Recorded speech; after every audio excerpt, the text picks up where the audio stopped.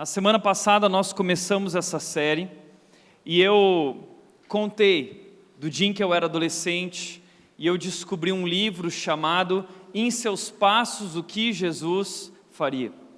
E esse livro mexeu profundamente com a minha vida porque ele trazia uma pergunta. A pergunta era: o que Jesus faria na minha vida, no meu lugar? E eu comecei a me perguntar dessa maneira, diante de tudo que eu ia fazer. Isso realmente foi uma revolução na minha vida. Mas, hoje, passados muitos anos, vivendo a vida cristã e olhando para dentro da igreja, eu percebo que talvez nós precisamos levantar uma nova pergunta. E a nova pergunta que nós precisamos fazer é: o que Jesus desfaria? Porque quantas coisas nós temos feito que Jesus jamais faria? Quantas coisas nós temos ensinado que Jesus jamais ensinou? Porque Ele disse: vão e façam discípulos e ensinem eles a guardar tudo que eu ensinei a vocês. Mas quanta coisa nós temos ensinado as pessoas a guardar, a fazer, a viver dentro dessa vida cristã, dentro desse ambiente de igreja que não tem nada a ver com aquilo que Jesus nos ensinou a guardar. Então nós precisamos fazer essa pergunta: o que hoje, olhando para as nossas vidas, olhando para as nossas igrejas, o que Jesus desfaria? E a nossa proposta tem sido que você participe também dessa série, que você reflita nisso, que você pare para pensar e talvez até poste lá no seu Facebook, nas suas redes sociais, aquilo que você acha, de acordo com o seu entendimento na palavra de Deus, que Jesus desfaria hoje em nossas vidas ou em nossas igrejas. Na semana passada, a primeira proposta foi que Jesus desfaria a religiosidade. E muita gente se assusta dizendo: puxa, peraí, mas não foi Jesus que veio ao mundo criar uma religião? Por que Jesus desfaria aquilo que Ele fez? E esse é um engano. Jesus não veio ao mundo criar uma religião, Jesus veio ao mundo morrer no seu lugar, dar a vida por você, para te salvar. Então Jesus Cristo é o nosso Salvador. E Jesus Cristo odeia a religiosidade, porque religiosidade não tem nada a ver com aquilo que Ele ensinou. A religiosidade é eu, através de normas, regras e ritos, tentar alcançar a Deus e merecer o seu favor. E nós vimos aqui que isso é impossível, nós jamais vamos merecer a graça de Deus, não há nada que nós possamos fazer para Deus nos amar mais ou para Deus nos amar menos. Deus nos ama, o seu amor é incondicional, Deus te aceita. Seja você quem for, seja qual for a sua história. E nós aprendemos semana passada aqui a nos libertar de nossas máscaras religiosas e a sermos mais verdadeiros, sermos mais transparentes, sermos mais autênticos, que é isso que Jesus espera de nós: sinceridade, autenticidade. Hoje eu gostaria de propor um segundo tema. Jesus desfaria a religiosidade e creio que Jesus desfaria a hipocrisia. E a hipocrisia está ligada à ideia de religiosidade. Mas o que é hipocrisia? Hipocrisia é falsidade. Hipocrisia é exatamente isso, é usar máscaras. E se tem um lugar onde a gente vive hipocrisia, é dentro da igreja. Nós vimos isso semana passada. A gente parece que gosta desse negócio do engana que eu gosto. Como eu disse, muitas vezes estamos vindo para a igreja, na hora de vir é aquela briga dentro de casa, os filhos atrasados, a mulher cuidando de tudo, o marido terminou o futebol, foi se arrumar e já foi para o carro, e ele buzina, e a mulher fica louca com isso, e eles brigam ali dentro: porque você nunca me ajuda, porque eu cuido de tudo aqui em casa. E aí ele diz: não, mas sou eu quem trago o sustento para dentro dessa casa, eu estou trabalhando muito, eu estou cansado. E aquela terceira guerra mundial, e vem os filhos brigando, todo mundo chega na rua Bernardino Bonavita, na rua do colégio Polo, é aquele já chega, e aí todo mundo para de brigar dentro do carro, chega aqui na porta da igreja, o marido então pega a Bíblia, põe a Bíblia debaixo do braço, porque o bom crente, ele tem aquela biblona gigante, e ele vai, abre a porta para a esposa e diz: vem joia rara, querida, preciosa, vem filhos queridos, herança do Senhor. E ele entra na porta da igreja e ele fala: a paz do Senhor. E toda a família: a paz. E o outro irmãozinho diz: a paz. acabaram de vir em guerra, de casa até aqui, mas quando entra na igreja é a paz do Senhor. Nós somos mestres na hipocrisia. A gente gosta de brincar de engana que eu gosto. Aliás, teve gente que virou e falou assim: mas eu gosto de falar a paz do Senhor. Não tem problema, se você gosta de falar a paz do Senhor, você pode continuar falando, mas a paz do Senhor não foi criada para ser falada, ela foi criada para ser vivida.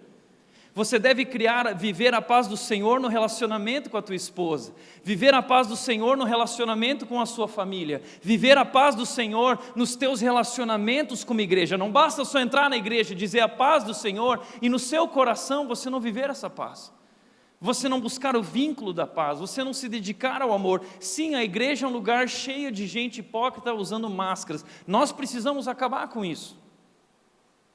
Mas hoje eu quero falar sobre um outro tipo de hipocrisia, porque a igreja está cheia de pessoas hipócritas e sempre há lugar para mais um, e nós estamos sendo transformados, mas a minha crise são aqueles hipócritas que criticam os hipócritas, tá bom? Muitas vezes eu ouço a seguinte frase: eu amo Jesus, mas eu não gosto de igreja. Você já ouviu isso? E muita gente usa isso como desculpa para não ir à igreja. Sabe, eu amo Jesus, Jesus ele é amoroso, mas a igreja, nossa igreja eu acho que é um problema. Certa vez Elvis Presley, ele disse o seguinte: acreditar em Deus é mais importante que ir à igreja. Isso é verdade, acreditar em Deus e em Jesus é mais importante, mas se eu realmente acredito em Jesus, eu preciso acreditar na igreja de Jesus, foi Ele quem criou a igreja. Outro disse: quanto mais próximo da igreja, mais longe de Deus. Por que as pessoas falam isso da igreja? A igreja não deveria ser esse lugar abençoado que conduz as pessoas a Deus, porque a igreja está distanciando pessoas de Deus. O que está acontecendo? Eu não sei se você sabe, mas existe um movimento crescendo no meio evangélico, no mundo inteiro. São os desigrejados. Quem são os desigrejados? São pessoas que se dizem cristãs, mas não possuem vínculos com nenhuma igreja. Então é gente que se diz cristã, mas não está conectado a nenhuma igreja. Existem vários tipos de desigrejados. Existem aqueles que são cristãos nominais, por tradição familiar. O bisavô foi pastor, o vô foi pastor, o pai foi diácono, e ele então é um cristão, mas é um cristão nominal, não frequenta a igreja. Existem aqueles que são cristãos por causa de uma breve experiência numa igreja. Estava passando por dificuldade financeira e ouviu o pastor pregando na televisão e dizendo: vem aqui, traz a chave da tua casa, traz a chave do teu carro, coloca aqui no altar que Deus vai te abençoar. E aí a pessoa foi lá, viveu essa experiência, ela se considera cristã, mas nunca mais voltou para a igreja. Aí o pastor falou assim: seu marido não é cristão, então pega uma roupa dele e traz aqui na igreja, e leva a roupa do marido lá na igreja, porque quer que o marido se converta. Aí o pastor coloca lá na fogueira santa de Israel, né? E aí, então são pessoas que se dizem cristãs porque passaram rapidamente por uma igreja buscando algo. Existem também aqueles que transitam por igreja sem estabelecer vínculos. Eu não sei qual é o seu tipo, quem sabe você pode se identificar. Tem aqueles que acordam domingo de manhã e eles param para pensar assim: acordei, o que eu vou fazer hoje? Será que eu vou na igreja ou eu não vou? Deixa eu olhar para o meu coração e ver se eu estou com vontade de ir para a igreja. Não, é porque daqui a pouco vai passar o Globo Rural, e depois tem o jogo do Corinthians, e depois tem o Faustão, então não sei se eu vou na igreja. Tem gente que vai na igreja também como vai no shopping. Em que igreja que eu vou? E aí você olha lá no shopping, aqueles restaurantes, comida japonesa, comida chinesa, Burger King, comida mineira. O que eu estou afim? Hoje eu estou afim de um louvorzão, então eu vou na igreja do louvorzão. Então não tem vínculo, eu vou na igreja, é tipo self-service, eu quero o que é melhor para mim nesse momento, né? Eu estou precisando disso ou daquilo, então, não, hoje eu estou precisando de uma palavra, então eu quero ouvir uma boa palavra, eu vou em tal igreja. Não, hoje eu preciso de uma revelação. Eu preciso ouvir a voz de Deus revelada. Então eu vou naquela igreja mega penteca, que traz a profetisa não sei qual, e aí ela vai trazer revelação, não sei o quê. Gente que participa de igreja numa ótica consumista. Hoje eu estou afim disso, eu estou afim daquilo. Existem grupos de desigrejados que eles são os contra a instituição. Não, porque eu gosto de igreja, mas eu não gosto de instituição. Eles se acham assim, os cool, os cara da hora, assim. Mas é uma besteira, e na boca deles sempre está lá, não, porque Constantino, uma vez, meu amigo, não tem jeito, igreja começa com um pequeno grupo e vai crescendo, daqui a pouco tem que alugar um lugar novo, tem que ter uma conta bancária, e para ter conta bancária vai ter que ter diretoria, estatuto, e vai ter que ter CNPJ, e aí a instituição começa a crescer e não tem jeito, isso é inevitável. O problema da igreja não é a instituição, o problema da igreja é o DNA dela. O DNA da igreja são pessoas. O problema da igreja são as pessoas, somos nós. Agora, dentro desse grupo, existem muitas pessoas que já fizeram parte da igreja. Pessoas que foram pastores, pessoas que foram líderes, pessoas que tiveram fortes vínculos com uma comunidade, mas elas romperam. E por que elas romperam? Porque elas dizem, eu me decepcionei. Eu vi coisas da liderança. Um dia eu estava lá servindo e uma pessoa olhou atravessado para mim. Um dia eu passei por uma situação e ninguém foi na minha casa.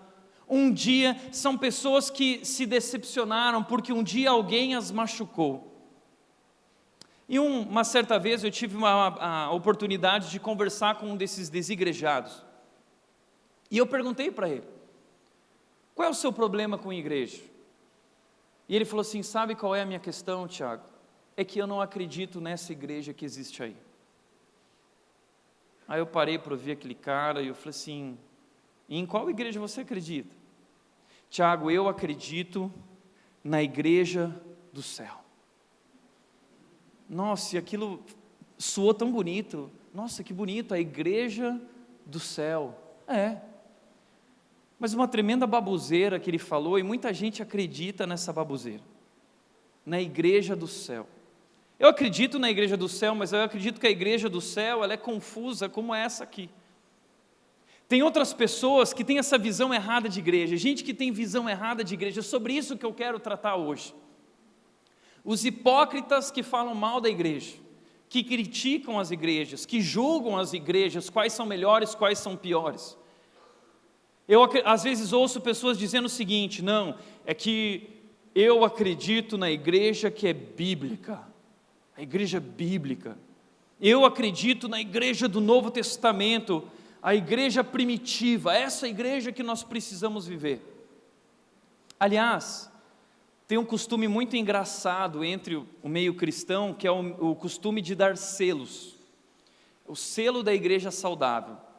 E aí você tem o selo da igreja que é bíblica, o selo da igreja que é fiel, o selo da igreja que é não sei o quê. E aí essas igrejas elas se unem, porque elas são as igrejas que preservam a sã doutrina, as igrejas que são saudáveis. O que eu acho engraçado sobre isso, é que se você for olhar para a Bíblia, e for ser sincero no seu entendimento de cada igreja do Novo Testamento, você vai descobrir que nenhuma das igrejas do Novo Testamento teria esse selo. Nenhuma das igrejas do Novo Testamento faria parte do grupo das igrejas saudáveis. E eu quero te mostrar isso. Quero te mostrar que igreja é um negócio complicado desde o dia em que ela começou. Então escolha a sua igreja. Deixa eu te apresentar as igrejas do Novo Testamento. A igreja de Corinto era uma igreja com sérios problemas morais. Imoralidade dominou a igreja. E pior, o pessoal achava bonito.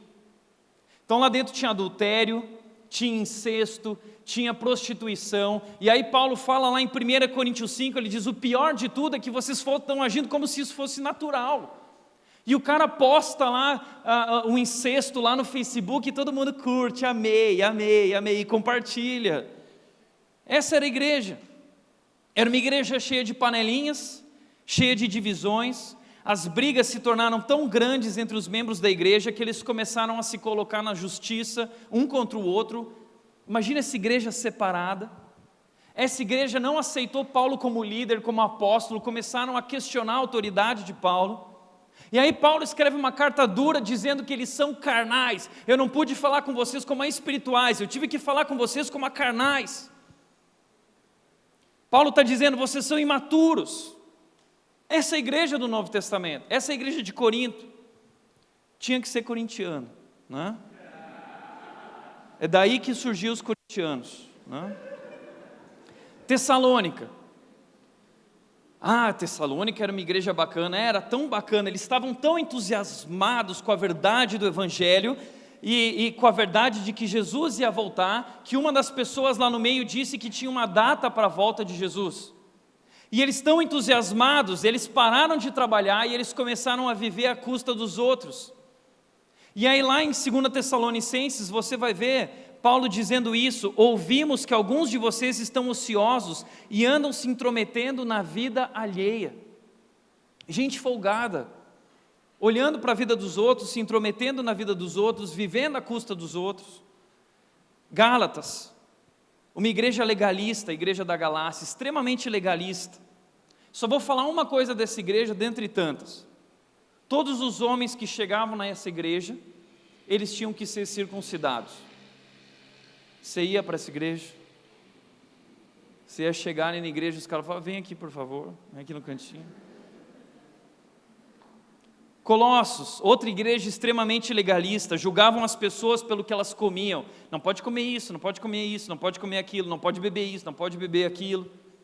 Estavam ensinando coisas místicas envolvendo anjos, envolvendo mitos. Éfeso, uma igreja cheia de mulheres fofoqueiras, gente folgada, ricos avarentos, gente que não era generosa, gente que não contribuía. Dentro da igreja de Éfeso haviam falsos mestres. Não, porque a pregação expositiva é o selo da... Pois é, todas as igrejas do Novo Testamento lutaram contra os falsos mestres, lutaram contra os falsos ensinos. Discussões inúteis no meio da igreja, eu sou calvinista, eu sou arminiano, eu sou pós, eu sou... Discussões inúteis. Paulo fala isso em 1 Timóteo, Paulo fala, Timóteo, fica longe dessas discussões bobas. A ênfase de tudo que nós estamos colocando, Timóteo, é o amor. O líder da igreja de Éfeso era altamente questionado e taxado como inexperiente, porque Timóteo era jovem, ele era tímido. E Timóteo pensou em desistir várias vezes, e ele falava para Paulo, eu vou desistir. E aí Paulo enviava uma carta para ele, Timóteo, fica firme, Timóteo, não desiste, Timóteo, mantenha a chama acesa, Timóteo, combata o bom combate. Porque Timóteo, como líder, quer desistir, porque a igreja é muito difícil, porque a igreja era uma confusão. Laodiceia, o pessoal era religioso, mas não eram verdadeiramente cristãos, eles não se posicionavam, não levavam a vida cristã a sério, e Deus chamou eles de mornos, e falou que estava prestes a vomitá-los de sua boca. Veja, Deus falando isso de uma igreja. Sabe qual é a verdade? A verdade é que nunca houve uma igreja perfeita. A igreja do Novo Testamento era tão confusa quanto é a igreja do século 21. A igreja primitiva, ela era cheia de brigas. Veja, logo depois de Atos capítulo 2, 42, chega Atos capítulo 5 e 6, começam as brigas, começam as discussões, um vai para o lado, o outro vai para o outro. Tiago foi pastor da igreja de Jerusalém, depois ele escreve a carta de Tiago para esse povo que se espalhou por toda a região, e ele escreve dizendo para essas pessoas que elas precisam aprender a controlar a língua. Então a igreja no começo ela é sempre maravilhosa, mas depois começa a loucura, cheia de ganância, cheia de pecadores, gente que não se dava bem uns com os outros, gente que não dava ouvido para os seus líderes.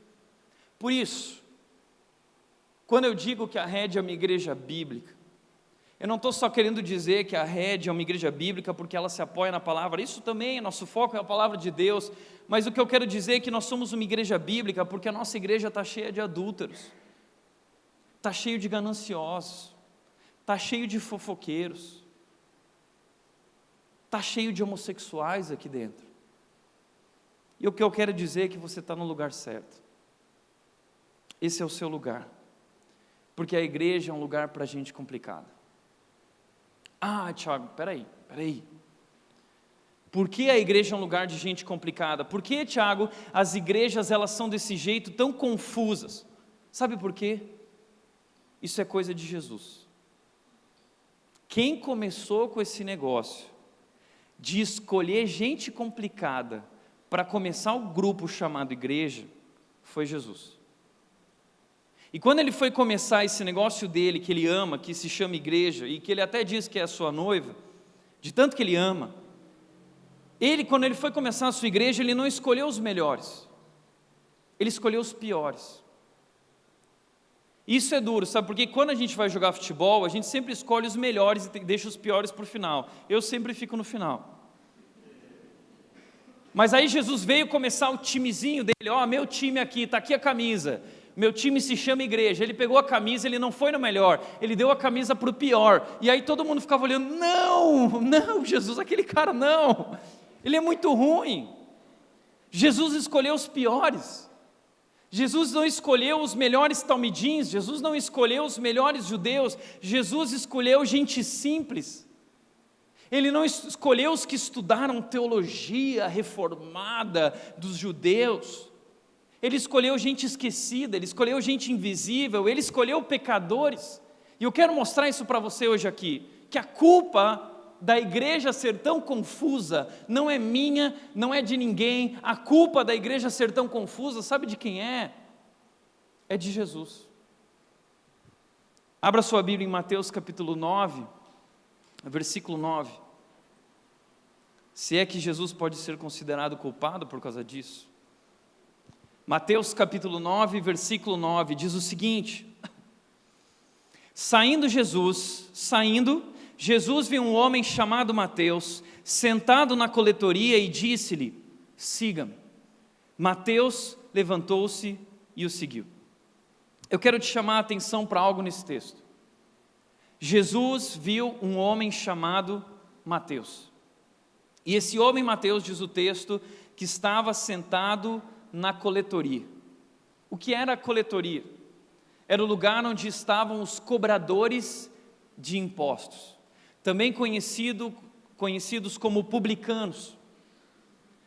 Os coletores de impostos, eles eram uma versão de um fiscal da Receita Federal.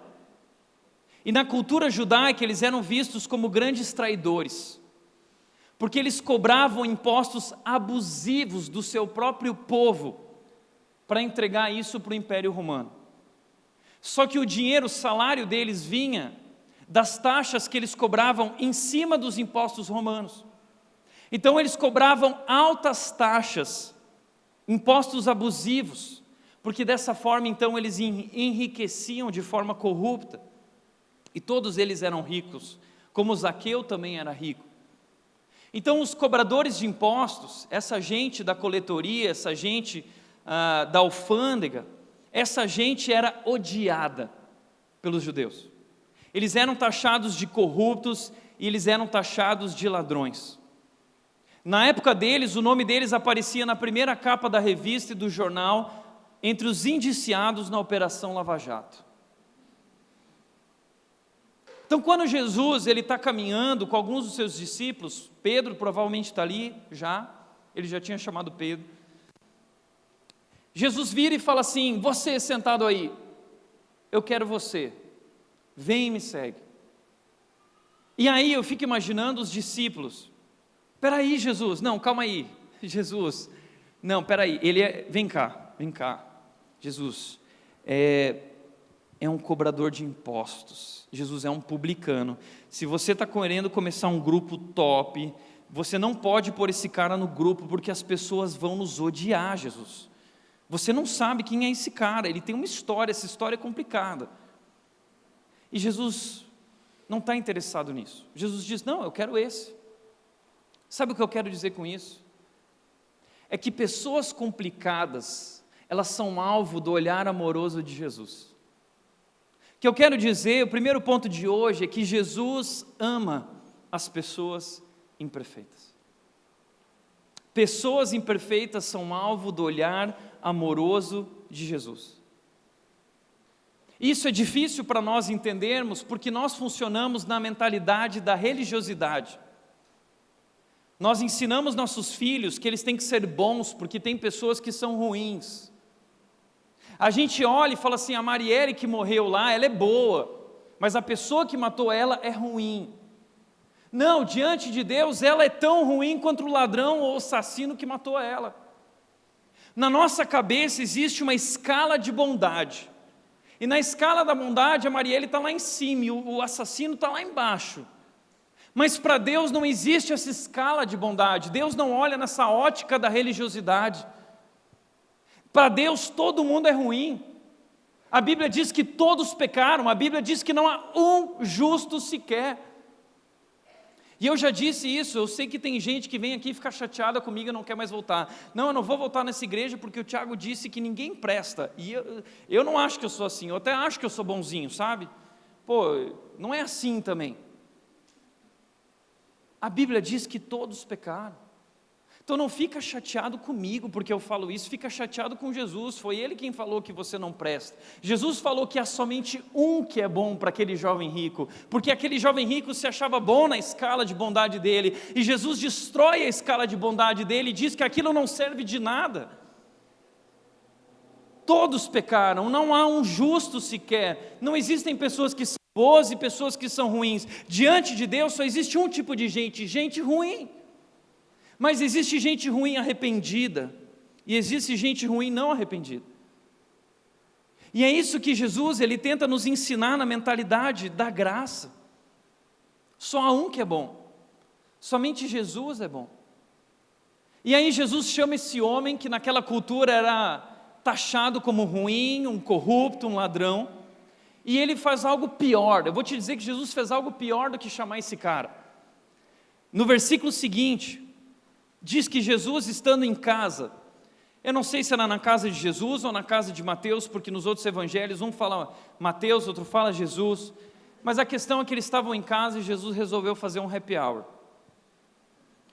E foram comer com ele e seus discípulos muitos publicanos e pecadores. Jesus fez um happy hour com a nata da corrupção. Jesus pegou o nome dos indiciados da Lava Jato e falou assim, você vem cá, vem na minha casa, vem todo mundo. Publicanos e todo tipo de pecadores, talvez prostitutas, talvez samaritanos, eu não sei. Jesus chamou muita gente na casa dele. E aí, de repente, aquele cara complicado que Jesus chamou, gostou tanto daquele tempo com Jesus, que ele falou assim, eu quero te apresentar uma pessoa. Vem cá, vem comigo. E ele chamou o amigo mais complicado que ele. E o amigo mais complicado que ele veio e chamou os outros amigos, que o pessoal foi gostando de Jesus. E assim aquele lugar foi enchendo, e esse lugar foi enchendo de gente complicada. Gente que foi ouvindo as palavras daquele homem chamado Jesus, gente que foi aceita, gente que foi amada e nunca tinha sido amada, gente que era rejeitada, esquecida. Às vezes, pessoas me procuram dentro da igreja para dizer o seguinte, Tiago, você não sabe quem acabou de entrar por aquela porta, toma cuidado com aquela pessoa, você não sabe quem é aquela pessoa. Sabe o que eu digo para essas pessoas? Que bom que entrou aqui, está no lugar certo. Hoje a gente está recebendo um grupo de seminaristas aqui do Palavra da Vida, e eu lembro que quando eu estava no Palavra da Vida, uma história aconteceu que me marcou muito, que um aluno entrou no banheiro do seminário, e sabe aquele cheiro, quando você entra no banheiro e parece que tem um cadáver morto lá dentro? O aluno entrou dentro do banheiro e estava um cheiro desses, de podridão, e de repente o aluno virou e falou assim, nossa, vou mandar trazer o caixão aqui para dentro. Nessa hora, reitor do seminário, doutor Carlos Oswaldo, um homem muito famoso que já faleceu infelizmente, ele abriu a portinha do banheiro, ele era responsável por aquilo. Ele abriu a portinha e ele falou para o seminarista o seguinte, estou no lugar errado? Estou no lugar errado? Banheiro é lugar disso, não é? Desculpa o exemplo infeliz, tá? Mas você vai entender onde eu quero chegar. Posso te falar uma coisa? Se algum dia alguém te olhar atravessado na igreja, se alguém falar algo de você, você pode falar isso. Estou no lugar errado? A gente vem para a igreja, porque a igreja é o lugar onde a gente descobre a graça e o amor de Deus, que nos aceita em nossa podridão. A Bíblia diz que Jesus Cristo deixou a sua glória, sendo o próprio Deus, e Ele veio habitar nesse lugar sujo. Certa vez um líder da Visão Mundial, ele foi para a Indonésia quando aconteceu aquele tsunami, e ele disse que ele chegou lá, e ele viu aqueles corpos em montanhas, e o cheiro era horrível, que embrulhou o estômago dele. E aí ele disse que ele chegou, ele não conseguiu almoçar, e ele foi e orou a Deus, e ele disse: Deus, já chega, não aguento mais, me leva daqui, eu quero ir embora agora, eu já vi o suficiente. E ele disse que Deus virou para ele no coração dele e disse: você não é capaz de aguentar por um dia o que eu aguento todos os dias. Você não é capaz de ver e cheirar o que eu vejo e cheiro todos os dias. Porque Jesus sente a nossa podridão. Ele percebe quando os pecadores se aproximam. Deus conhece nossas fraquezas mais íntimas. Ele conhece os nossos pecados mais ocultos, aqueles que nós tentamos esconder, porque a gente tem vergonha ou medo de se expor, medo de ser rejeitado ou de ser excluído. Mas a verdade é que todos pecaram. Não há ninguém aqui que seja melhor do que ninguém, ninguém aqui é melhor do que ninguém, só há um que habitou essa terra e não conheceu o pecado, ele se chama Jesus. Uma vez um jovem virou para mim e disse: Tiago, minha ex-namorada está dizendo que eu não posso subir no púlpito porque eu não sou digno. E eu disse: uau, sua ex-namorada tinha que virar pastora dessa igreja, porque ela está certa, você não é digno de subir. Aliás, nem eu sou digno. Eu não subo no púlpito porque eu sou digno. Eu subo nesse púlpito porque o amor de Jesus está sobre a minha vida, a graça de Jesus foi derramada sobre mim, o sangue de Jesus foi derramado sobre mim, e esse sangue me purifica do meu pecado. Entenda isso, a graça de Deus é inclusiva. É assustador falar isso. A graça de Deus é inclusiva, essa coisa de inclusivo está na moda. A graça de Deus é inclusiva, ela alcança todo tipo de gente, ela alcança adúlteros, ela alcança homossexuais, ela alcança fofoqueiros, ela alcança mentirosos, ela alcança gente complicada na vida financeira, ladrão. A graça de Deus alcança todo mundo. Não há pecado fora do alcance da graça de Deus, não há pecado que Deus não possa perdoar, mas a mesma graça que alcança é a graça que transforma. Por isso, o versículo que nós estamos lendo, o versículo 9, continua dizendo que Jesus disse para ele: siga-me. Mateus levantou-se e o seguiu. E o que eu quero dizer aqui é que Jesus não apenas ama pessoas imperfeitas, mas Jesus chama pessoas imperfeitas para viver uma reconstrução. Jesus chama pessoas imperfeitas para serem transformados. E Jesus chama Mateus para viver essa reconstrução, para viver algo novo. Mateus nem sabe o que isso significa, mas Jesus está chamando ele para ser transformado. Mateus não tem ideia do que vai acontecer. Imagina, ele estudou para ser publicano muito tempo, eu não sei se ele fez pós-MBA, doutorado, o que ele fez, mas ele estudou para estar lá. Ele batalhou para chegar naquele lugar. Talvez ele é um ladrão, talvez ele é um corrupto, eu não sei, mas de repente, quando esse homem chamado Jesus o chama, ele deixa tudo. E eu não estou querendo dizer que ele deixa todo o pecado da vida dele naquele momento, não é isso. É que naquele momento ele toma uma decisão, a decisão de seguir Jesus, a decisão de aceitar esse chamado. Provavelmente ele já tinha ouvido falar de Jesus, dos seus milagres, e ele reconheceu Jesus como Senhor, mas ele toma uma decisão, e é assim que a gente faz quando a gente é cristão. Tudo no começo é uma decisão, a gente nem sabe muito o que está acontecendo, mas a gente ouve sobre esse Jesus, sobre o seu amor, nós ouvimos que Ele é o Salvador, e nós tomamos uma decisão. E eu acho engraçado essa hipocrisia que nós vivemos em relação ao batismo. Que muita gente tem essa ideia de que batismo, você tem que fazer o curso de batismo, você faz 1 ano de curso de batismo, 2 anos, você tem que ser doutor em curso de batismo, e aí você ganha o diploma, você ganha aquele chapeuzinho de formando, e aí você ganha o diploma do bom cristão, a sua vida agora está correta, e agora que sua vida está correta, então você pode se batizar. Isso é um absurdo, porque o batismo na Bíblia, ele era instantâneo. Na Bíblia não existia esse negócio de, quem aqui aceitou Jesus, levanta a mão. Lá na Bíblia não existia isso. Quando Pedro fez a primeira pregação, quando ele recebeu esse chamado de Deus para cuidar da igreja e apacentar suas ovelhas, Pedro pregou e diz que 3.000 pessoas se converteram. E aí Pedro não disse, então quem se converteu, levanta a mão. Pedro disse, quem tomou uma decisão, vamos batizar, vem cá. E eles não pegaram as 3.000 pessoas, vem cá, você fuma? Fuma? Não, então você não vai se batizar. Não fumantes, venham. Fumantes não são batizados, venham os não fumantes. Você é divorciado? Não, divorciados não podem se batizar. Vai corrigir a sua vida. Você está vivendo com uma mulher que você não é casado? Não, então vai corrigir sua vida, aí você vai poder se batizar. Isso é uma hipocrisia. Isso não é nada bíblico.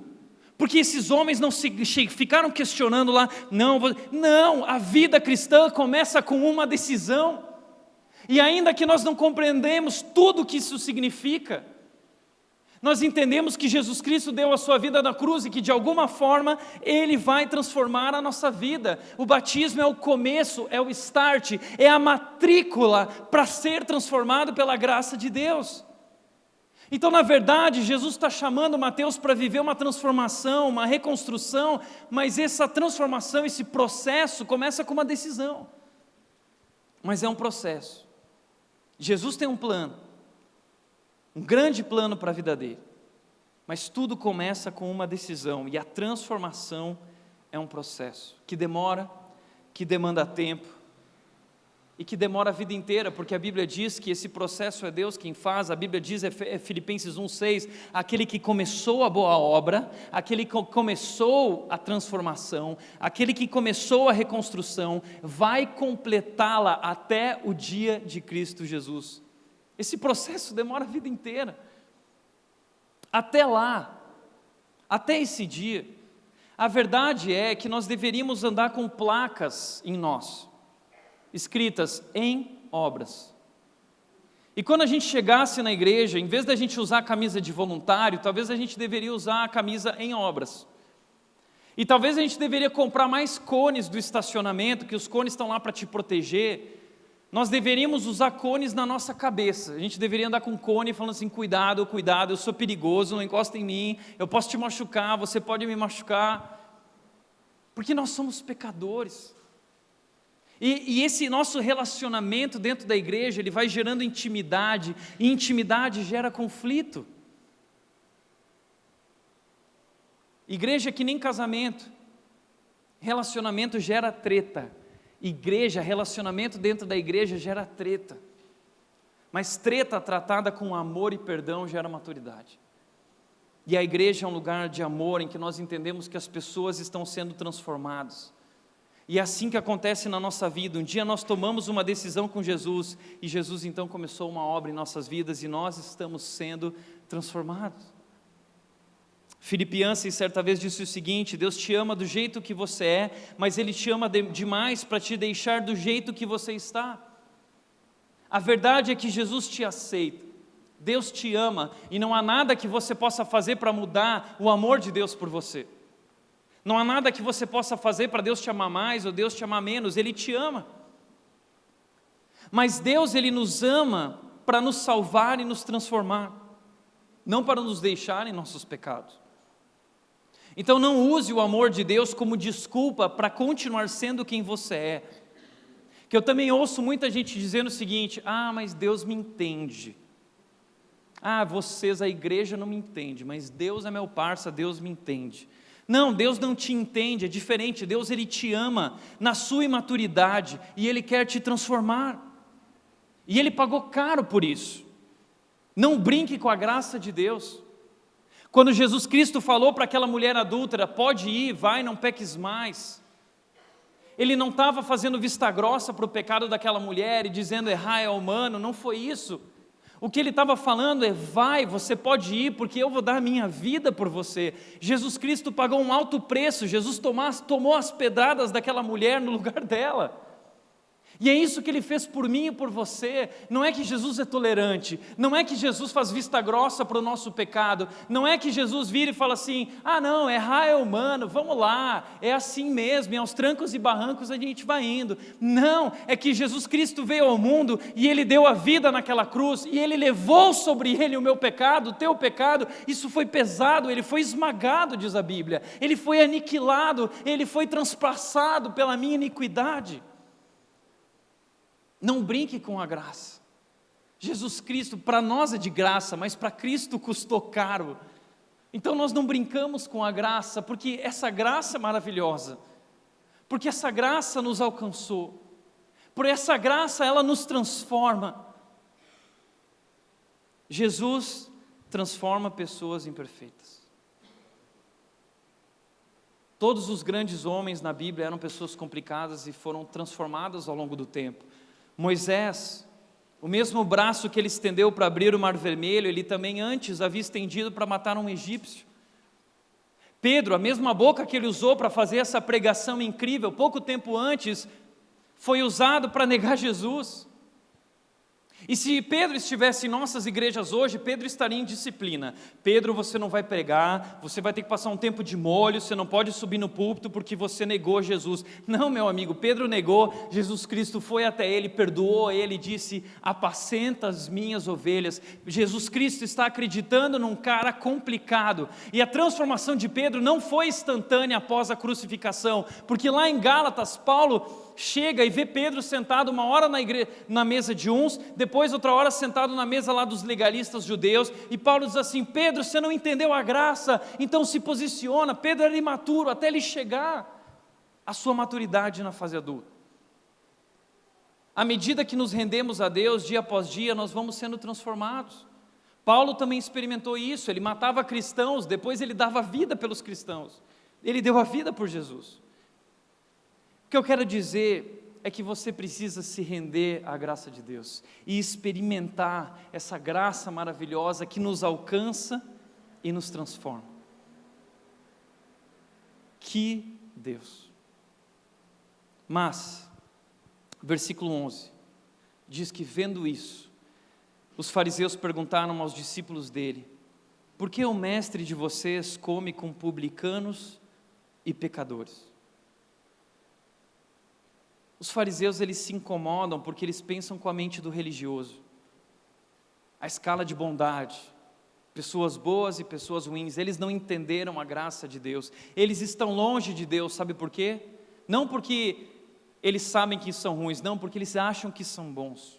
O que nos afasta de Deus não é a consciência do nosso pecado, é esse achar que a gente é bom. É isso que nos afasta de Deus. E se você quer ser como Jesus, você vai ser odiado pelos religiosos. Odiado. Porque o que caracteriza a vida dessas pessoas religiosas é ódio. Gente que se diz cristã, gente que diz adorar a Deus, mas a sua vida é marcada pelo ódio e vive apontando o dedo para as pessoas. Isso não tem nada a ver com ser um cristão. E os fariseus, eles vão se infiltrando. E eles vão chegando pelas beiradas na igreja, e eles vão dizendo, o que você achou da pregação do Tiago hoje? Achei que o Tiago exagerou, né? Acho que não é assim não. O que você achou daquela decisão da liderança? Aquela decisão da liderança lá é complicada, né? Os fariseus, eles não vão até Jesus, eles vão ali nos discípulos, eles vão tentando minar, eles vão tentando destruir. As igrejas estão cheias de fariseus e pessoas religiosas. Só que, ouvindo isso, Jesus disse, versículos 12 e 13, vocês precisam entender uma coisa, de uma vez por todas, vocês precisam entender. Não são os que têm saúde que precisam de médico, mas sim os doentes. Vão aprender o que significa isso. Desejo misericórdia, não sacrifícios, pois eu não vim chamar justos, mas pecadores. Eu não vim chamar justos, mas pecadores. Sabe qual é o problema da igreja? O problema da igreja é o seu DNA. A igreja é feita de pecadores. A igreja é feita de pessoas, e pessoas são imperfeitas. E dentro da igreja o que você vai ver é problema de todos os tipos. Ninguém vem para a igreja porque ganhou na loteria, pelo contrário, sai correndo da igreja. A igreja ela é como um hospital, ela é cheia de pessoas doentes, e Jesus Cristo é o médico entre nós.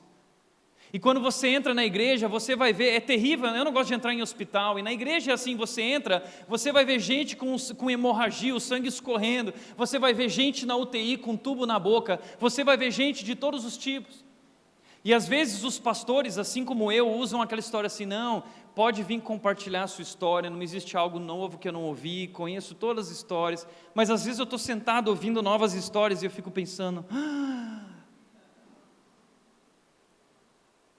nossas histórias são complicadas, porque nós somos pessoas complicadas, e nossa imaturidade nos coloca nessas situações difíceis, e quando nós vemos, nós estamos presos, em ponto de não retorno, e nós ficamos desesperados.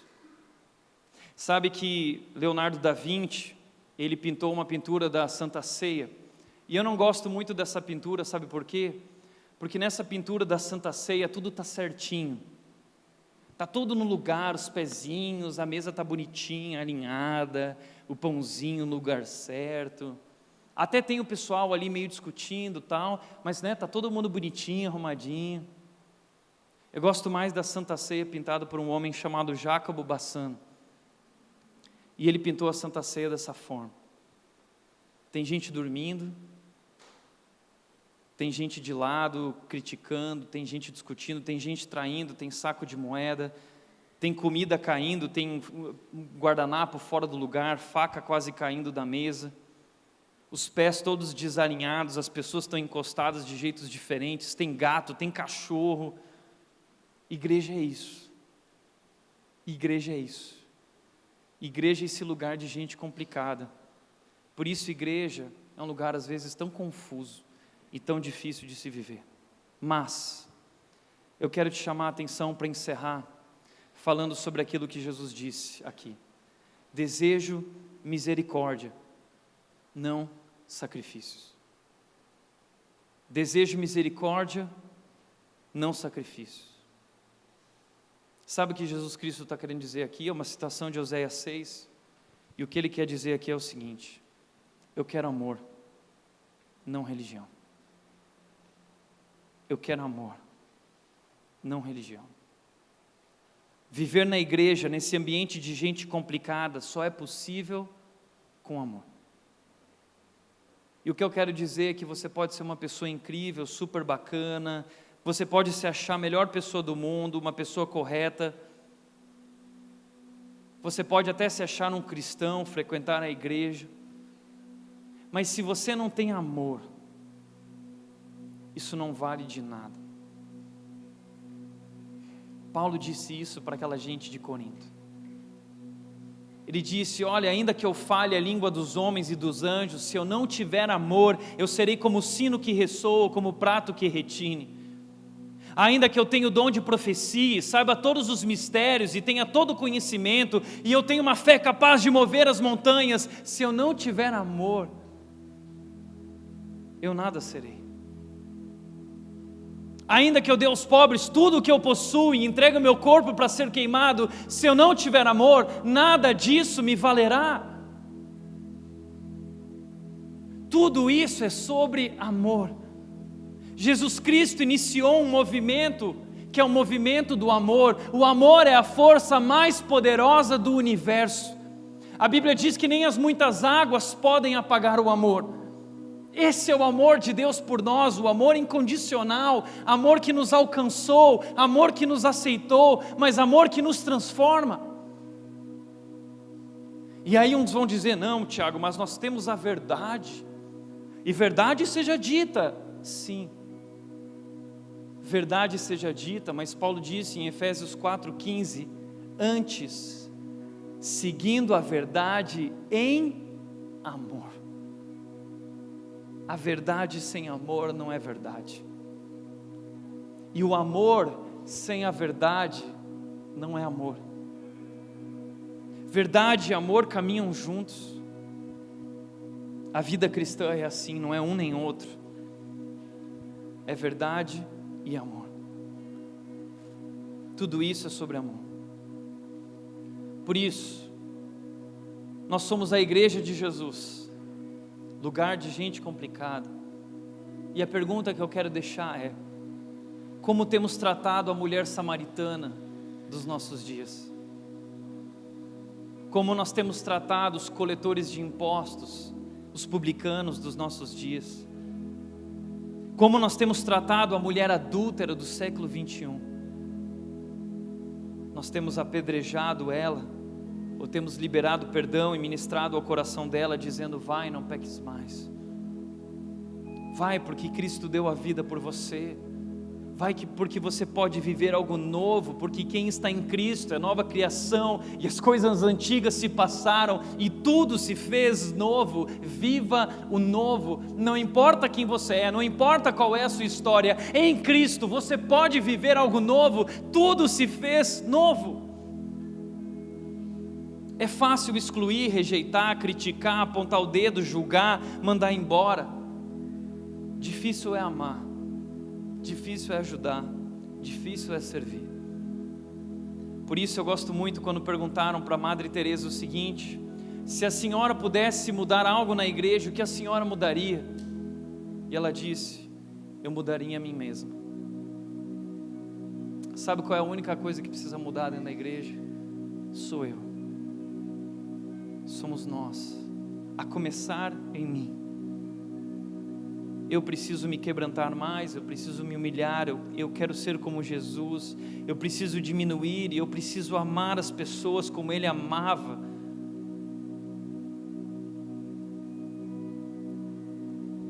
Para encerrar, em primeiro lugar, não existe igreja perfeita, nem pessoas perfeitas.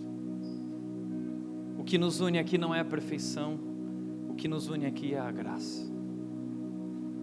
A Rede é uma igreja de pessoas imperfeitas, a começar por mim. E muitas das críticas dirigidas a mim são verdadeiras. E digam aqueles que jogam futebol comigo na quinta-feira à noite. Eles sabem como o Tiago é difícil. Diga a Nath, que é a minha esposa, e sabe que o Tiago não é tudo isso. E Deus sabe que o Tiago não é tudo isso, e eu sei que o Tiago não é tudo isso. E eu sei que você também não é tudo isso. E o que nos une aqui não é o fato de nós sermos tudo isso, é o fato de que Ele fez tudo isso. Ele nos amou. O que nos une aqui é o seu amor. Porque onde abundou o pecado, superabundou a graça de Deus. O amor de Deus foi derramado sobre nós. Nós somos a pior igreja do Brasil, mas Jesus Cristo nos amou e deu a vida por nós.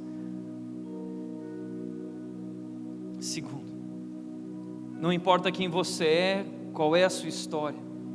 Eu não sei como você entrou hoje aqui, eu não sei qual é a sua vida, eu não sei qual é o seu passado, mas eu sei que talvez você se envergonhe.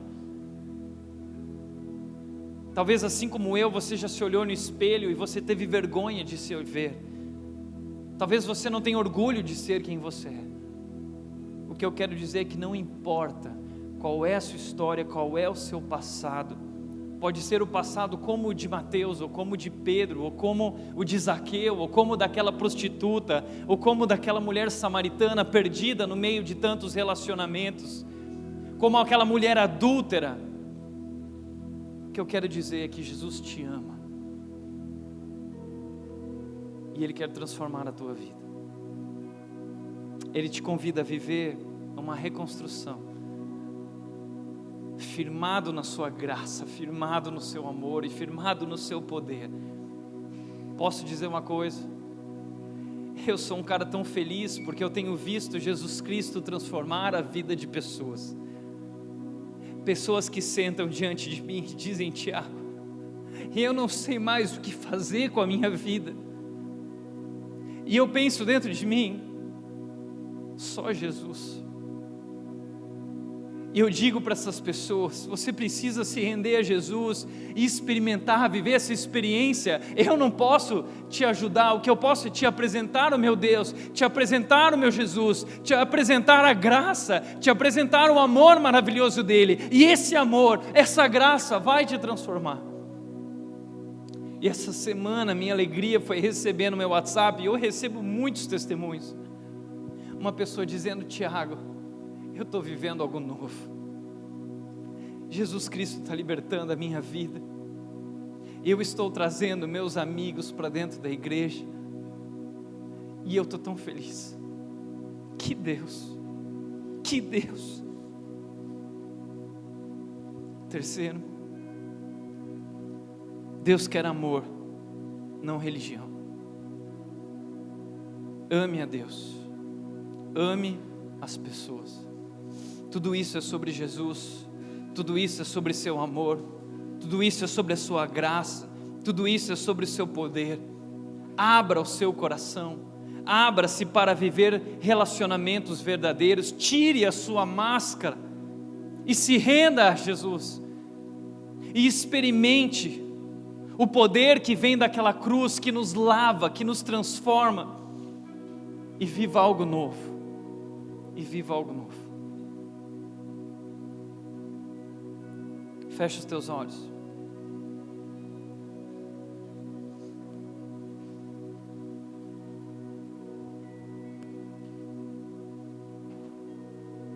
Eu não sei qual é a tua história, eu não sei qual é o teu passado, eu não sei como você entrou hoje aqui, ou chegou até aqui,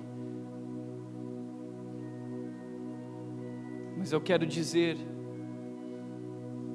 que em Jesus você pode viver algo novo.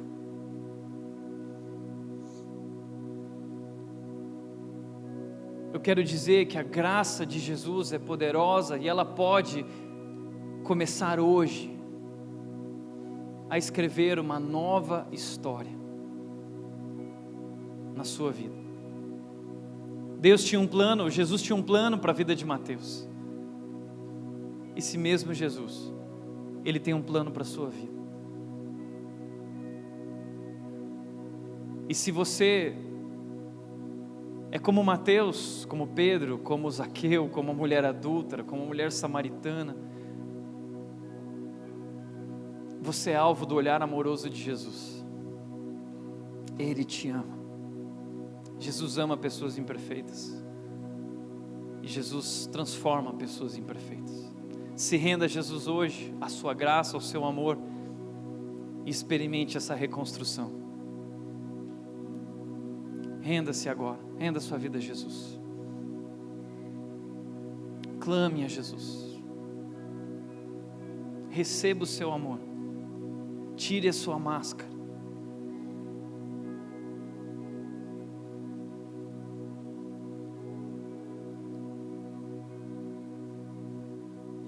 Pai, aqui nós estamos nessa noite,